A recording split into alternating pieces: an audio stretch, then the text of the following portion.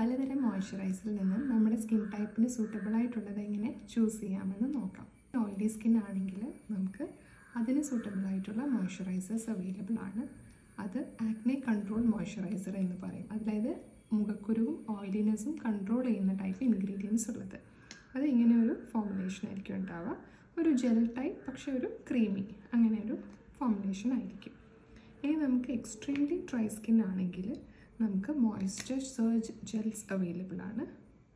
അത് വളരെ കുറച്ച് മതിയാവും ഒരു വലിയൊരു ഏരിയ കവർ ചെയ്യാൻ വേണ്ടിയിട്ട്. എക്സ്ട്രീംലി ഡ്രൈ ആണെങ്കിൽ ഇങ്ങനെയുള്ള bigger lotions which are intensive moisturising lotions containing various butters, ceramides, paraffins അങ്ങനെയുള്ളത് യൂസ് ചെയ്യേണ്ടതായിട്ടുണ്ട്.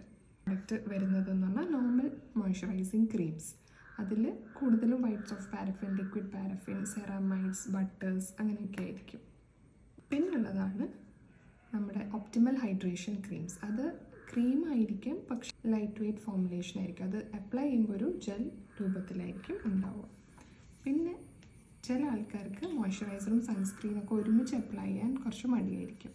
ലൈക്ക് ഓരോ പ്രോഡക്റ്റായിട്ട് അപ്ലൈ ചെയ്യാൻ മടിയായിരിക്കും. അങ്ങനെയുള്ളവർക്ക് പറ്റിയൊരു പ്രോഡക്റ്റാണ് ഈ ഒരു സൺസ്ക്രീനും മോയ്സ്ചറൈസറും പിന്നെ പിഗ്മെൻറ്റേഷൻ കുറയ്ക്കുന്ന ടൈപ്പ് ആൻറ്റി ടാനിങ് ഏജൻസും കൂടെ ഉള്ള ടൈപ്പ് ജെൽസ്.